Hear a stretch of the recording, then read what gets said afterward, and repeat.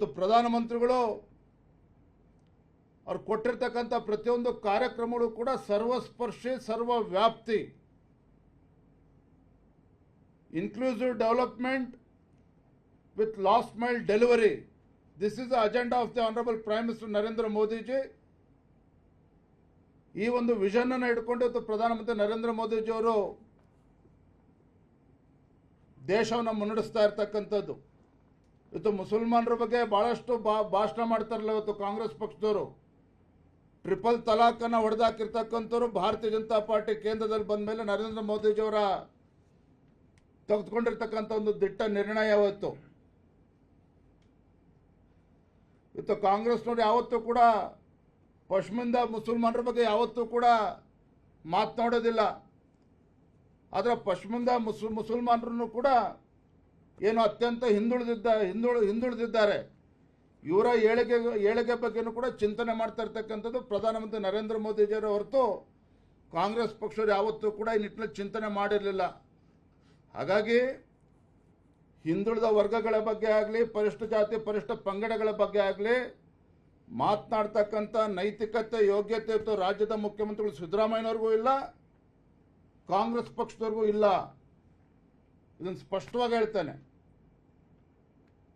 ಇವತ್ತು ದೇಶದ ಭವಿಷ್ಯವನ್ನು ರೂಪಿಸ್ತಾ ಇರ್ತಕ್ಕಂಥ ನರೇಂದ್ರ ಮೋದಿಜಿಯವರು ಎಲ್ಲರನ್ನೂ ಕೂಡ ಒಳಗೊಂಡಂತೆ ಏನು ಇನ್ಕ್ಲೂಸಿವ್ ಪೊಲಿಟಿಕ್ಸ್ ಅಂತಲೇ ಹೇಳ್ತೀರಿ, ಎಲ್ಲ ಸಮಾಜ ಎಲ್ಲ ಧರ್ಮೀಯರನ್ನು ಕೂಡ ಕಣ್ಮುಂದೆ ಇಟ್ಕೊಂಡು ಕಲ್ಯಾಣ ಯೋಜನೆಗಳನ್ನು ನೀಡಿದ್ದಾರೆ ಹೊರತು ನಿಮ್ಮ ರೀತಿ ಕಾಂಗ್ರೆಸ್ ಪಕ್ಷದ ರೀತಿ ಜಾತಿ ಹೊಡಿತಕ್ಕಂಥ ಕೆಲಸ ಯಾವತ್ತೂ ಕೂಡ ಮಾಡಿಲ್ಲ. ಹಾಗಾಗಿ ಸಿದ್ದರಾಮಯ್ಯನವರಿಂದ ಕಾಂಗ್ರೆಸ್ ಪಕ್ಷದಿಂದ ಇವತ್ತು ಭಾರತೀಯ ಜನತಾ ಪಾರ್ಟಿ ಆಗಲಿ ನರೇಂದ್ರ ಮೋದಿಜಿ ಅವರು ಆಗಲಿ ಏನು ಪಾಠ ಕಲಿತಕ್ಕಂಥ ಅವಶ್ಯಕತೆ ಬಂದಿಲ್ಲ ಅನ್ನೋದನ್ನು ಈ ಸಂದರ್ಭ ಹೇಳೋದಕ್ಕೆ ಇಚ್ಛಪಡ್ತೇನೆ.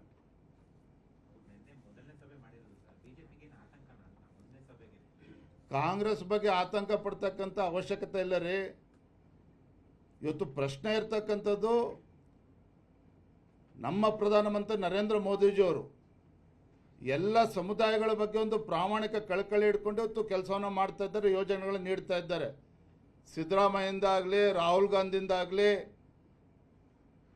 ನಾವು ಆತಂಕ ಪಡ್ತಕ್ಕಂಥ ಅವಶ್ಯಕತೆನೇ ಇಲ್ಲ. ಇದು ಜಾತಿ ಜನಗಣತಿ ಬಗ್ಗೆ ಏನು ಮಾತನಾಡ್ತಾರಲ್ಲ ಸಿದ್ದರಾಮಯ್ಯನವರು, ಸ್ವಾತಂತ್ರ್ಯ ಬಂದ ನಂತರದಲ್ಲಿ ಇವತ್ತು ಒಂದು ಪ್ರಾಮಾಣಿಕ ಕಳಕಳಿ ಹಿಡ್ಕೊಂಡು ಇವತ್ತು ಜಾತಿ ಜನಗಣತಿ ಆಗಬೇಕು ಅಂತೇಳಿ ನಿರ್ಧಾರ ತೆಗೆದುಕೊಂಡಿರ್ತಕ್ಕಂಥ ನಮ್ಮ ಕೇಂದ್ರ ಸರ್ಕಾರ ನರೇಂದ್ರ ಮೋದಿಜಿ ಅವರು. ಎಲ್ಲಿದ್ದಾರೆ ಸಿದ್ದರಾಮಯ್ಯನವರು ಇವತ್ತು?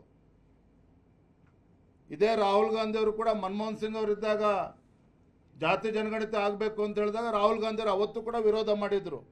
ಹಾಗಾಗಿ ಈ ಬೂಟಾಟಿಕೆ ನಾಟಕ ನಡೆಯೋದಕ್ಕೆ ಸಾಧ್ಯ ಇಲ್ಲ. ರಾಹುಲ್ ಗಾಂಧಿ ಬಗ್ಗೆ ಆಗಲಿ ಕಾಂಗ್ರೆಸ್ ಪಕ್ಷ ಆಗಲಿ ಸಿದ್ದರಾಮಯ್ಯನ ಬಗ್ಗೆ ಆಗಲಿ ನಾವು ಆತಂಕ ಪಡುವಂಥ ಅವಶ್ಯಕತೆಯೂ ಕೂಡ ಇಲ್ಲ. ಬೆಂಗಳೂರಲ್ಲಿ ಈಗ ಕಾಂಗ್ರೆಸ್ ಪಕ್ಷ ಮಾಡ್ತಕ್ಕಂಥದ್ದು ಹೇಳಿದ್ರೆ ಬೂಟಾಟಿಕೆ ಅನ್ಸುತ್ತಾ? ಏನದು ಪ್ಲಾಟ್ಫಾರ್ಮ್ ನ್ಯಾಷನಲ್ ಲೆವೆಲ್ ಇವ್ರು ಕಣ್ಮುಂದೆ ಇರ್ತಕ್ಕ ಸರಿ. ಕಳೆದ ವಿಧಾನಸಭಾ ಚುನಾವಣೆ ನಮ್ಮ ರಾಜ್ಯದಲ್ಲಿ ವಿಧಾನಸಭಾ ಚುನಾವಣೆ ನಡೆದಾಗ BJP ಮೇಲೆ 40% ಭ್ರಷ್ಟಾಚಾರ ಆರೋಪ ಮಾಡಿ ಜನರ ಕಣ್ಣಿಗೆ ಮಣ್ಣೆರಚಿ ಇವತ್ತು ರಾಜ್ಯದಲ್ಲಿ ಅಧಿಕಾರಕ್ಕೆ ಬಂದಿದ್ದಾರೆ. ಇವತ್ತು ಬಿಹಾರ್ ಚುನಾವಣೆ ಭಾಳ ಮಹತ್ವ ಇರ್ತಕ್ಕಂಥ ಬಿಹಾರ್ ಚುನಾವಣೆ, ಅಲ್ಲೂ ಕೂಡ ಬಿಹಾರ್ ರಾಜ್ಯದಲ್ಲೂ ಕೂಡ ಭಾರತೀಯ ಜನತಾ ಪಾರ್ಟಿ ಅಥವಾ NDA ಕೂಟ ಅಧಿಕಾರಕ್ಕೆ ಬಂದೇ ಬರ್ತದೆ ಅನ್ನುವ ಸಂಪೂರ್ಣ ವಿಶ್ವಾಸ ನಮಗಿದೆ.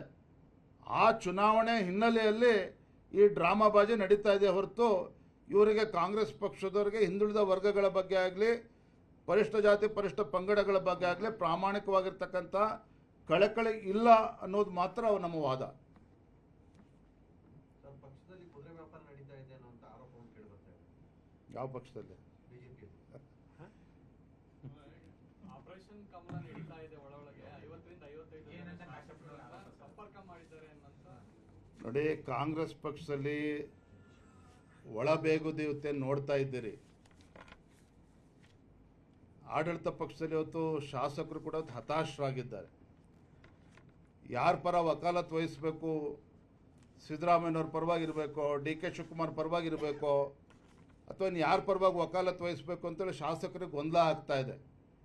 ಇದ್ರ ಮಧ್ಯೆ ಕಾಂಗ್ರೆಸ್ ಪಕ್ಷದಲ್ಲಿ ಇವತ್ತು ಕುದುರೆ ವ್ಯಾಪಾರ ಜೋರಾಗಿ ನಡೀತದೆ ಅಂತಕ್ಕಂಥದ್ದು ಸ್ಪಷ್ಟವಾಗಿ ಗೋಚರ ಆಗ್ತಾ ಇದೆ. ಪ್ರಿಯಾಂಕ್ ಖರ್ಗೆ ಅವರ ಆಪ್ತ ಒಬ್ಬ ಮಹಾರಾಷ್ಟ್ರದಲ್ಲಿ ವಾಸ್ ಕಾಟ್ ಸೆಲ್ಲಿಂಗ್ ಡ್ರಗ್ಸ್ ಅಂತ ಒಂದಿದೆ ಸರ್. ಅವರು ಹೇಳಿದ್ದಾರೆ ಯಾರ್ಯಾರು will take his own course. How do you see